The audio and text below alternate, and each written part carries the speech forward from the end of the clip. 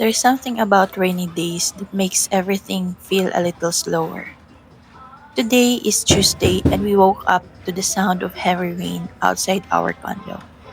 After months of extremely hot weather in Metro Manila, it honestly felt refreshingly to finally hear raindrops again. The first thing I did was check the weather update, and it turns out there's a low pressure area affecting a big part of the country.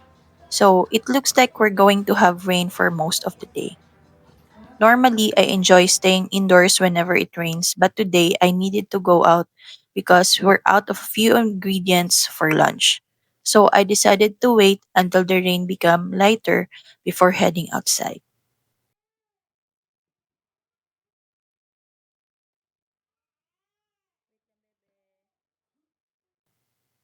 Before leaving the house, I needed to do one of the most important parts of my daily routine these days.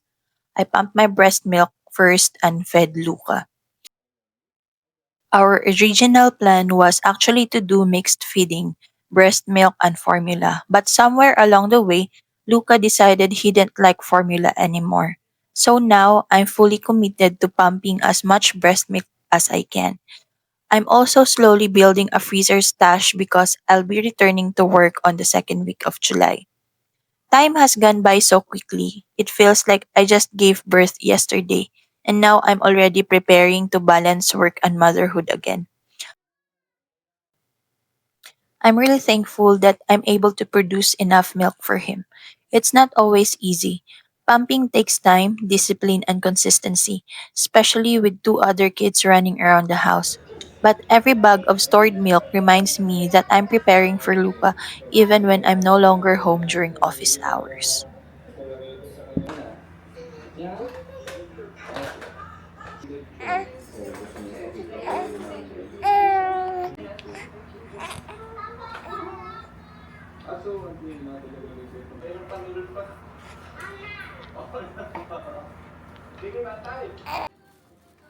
Once the rain slowed down a little, I grabbed my umbrella and headed outside. Instead of buying everything inside BGC, I usually go to the nearby stores just outside what many people here simply call the BGC wall. The area is popularly known as Butas. Although it's literally just outside BGC, it's actually part of Taguig City under Barangay South Sembo and Pitogo. Many people still associate it with Makati because it used to be administered by Makati for many years. But after a long legal dispute, the Supreme Court ruling on the Makati-Taguig territorial dispute affirmed that these areas belong to Taguig. Wanted to show you what the area looks like because it's such an interesting contrast to BGC. But I decided not to film while I was there. Kasama yung ano, bigas.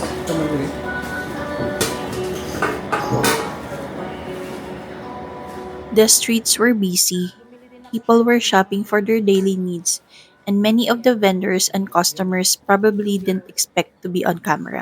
Ito ang aking mga nabili. So, fresh pata. And, of course, the Binignit. This one. This one's Binignit. Bilo-bilo din. So, outside. Yeah. I didn't want to make anyone feel Okay. Toast uncomfortable na. or think that I was Lumber invading their flavor. privacy. So I chose to simply enjoy the moment, finish my shopping, and tell you about the place instead.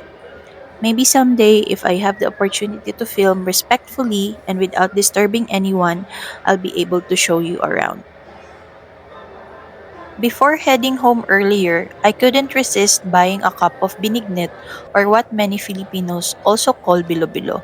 It's one of my many all-time favorite Filipino delicacies, especially on cold and rainy days like today. There's just something so comforting about holding a warm bowl while listening to the rain outside. It instantly brings back memories of home and childhood. If you never tried binignit before, it's a sweet dessert made with a chewy rice balls, ripe saba bananas, sago pearls, and sweet potatoes, all slowly simmered in rich coconut milk with just the right amount of sugar. I love how simple the ingredients are, yet they come together to create something that feels so special.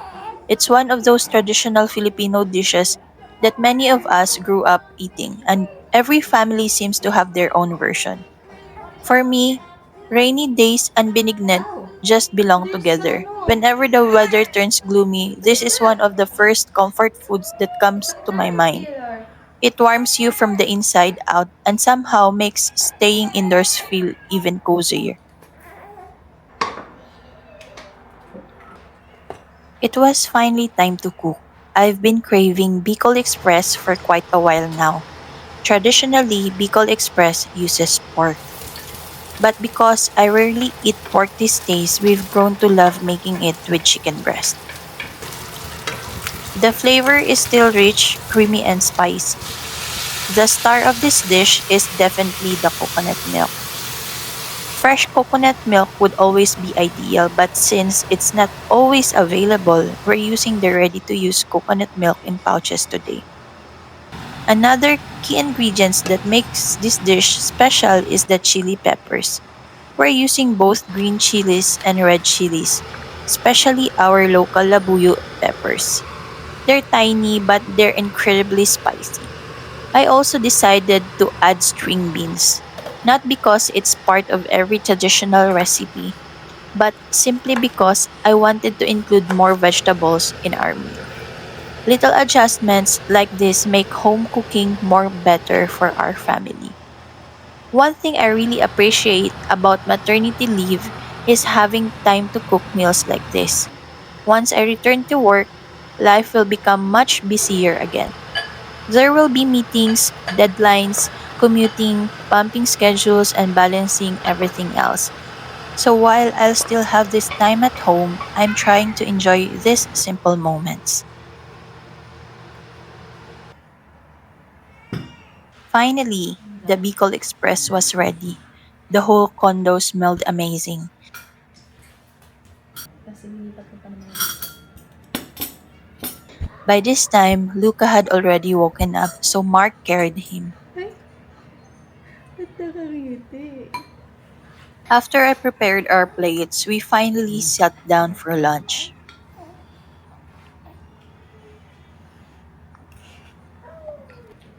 Nakatingin ang bebe ka.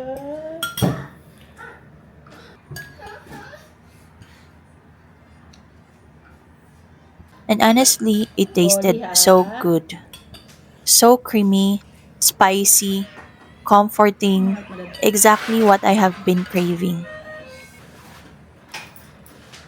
Moments like this remind me why I enjoy cooking. Hmm? It's not about making restaurant quality food. It's about preparing something with love that everyone at home enjoys eating.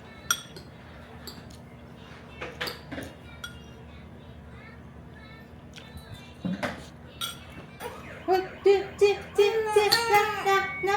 Ah, iyak-iyak agad yan si Batchakay.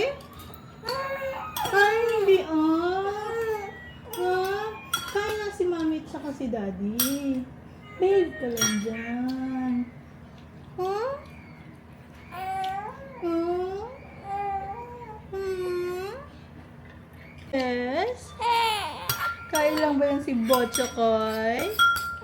Or hindi pala, si mami at daddy pala ang nag-eat. Oo.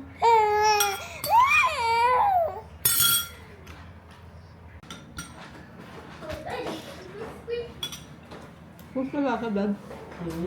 Okay lang. Ang sarap man eh. Kuha pa nga ako. Kapag nakita ha,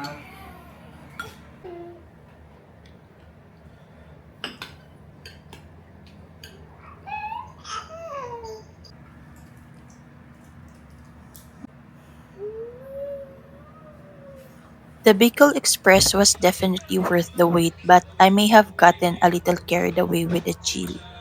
My tongue was still on fire after lunch, so I grabbed a cold orange from the refrigerator. The sweetness and the refreshing citrus helped balance out the heat, and it was the perfect way to end a delicious, spicy meal.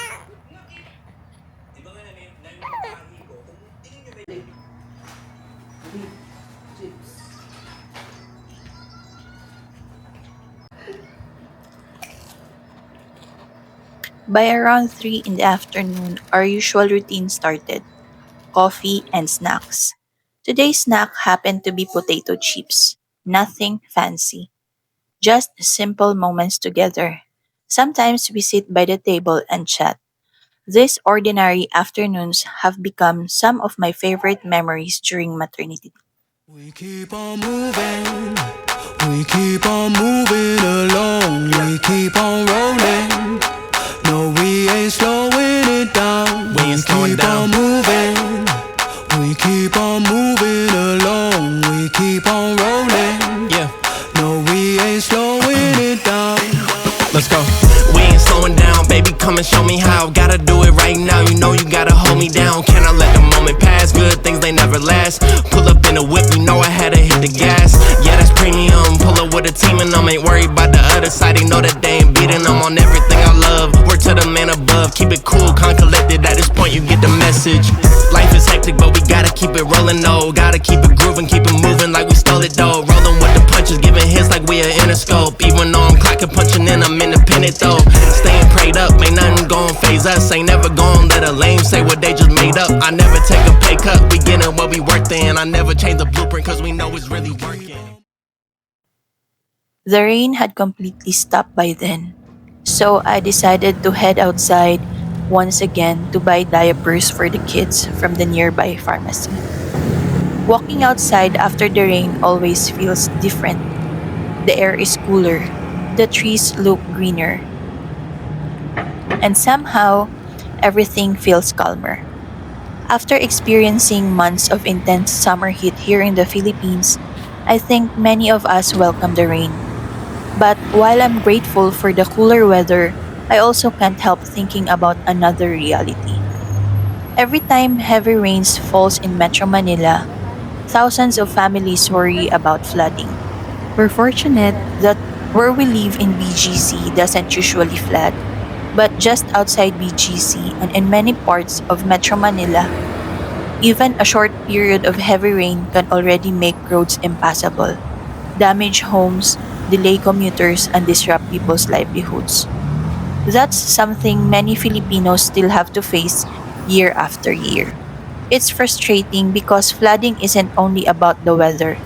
In many places, it's also connected to long standing issues like drainage, infrastructure maintenance, waste management, and urban planning. I think many ordinary citizens share the frustration. People work hard, pay taxes, and hope that public funds are used effectively to improve services that affect everyday life. No government is perfect, but good governance can make a real difference in daily lives of ordinary families. Maybe I talked about politics a little more than expected in today's vlog, but these issues affect all of us, whether it's traffic, flooding, healthcare, education, or the future our children will inherit. As parents, it's difficult not to think about these things. And that's pretty much how our rainy Tuesday went. Thank you so much for spending part of your day with us. If you enjoyed this video, don't forget to like, subscribe, and leave a comment below. I'd love to know what's your favorite comfort food to cook on a rainy day.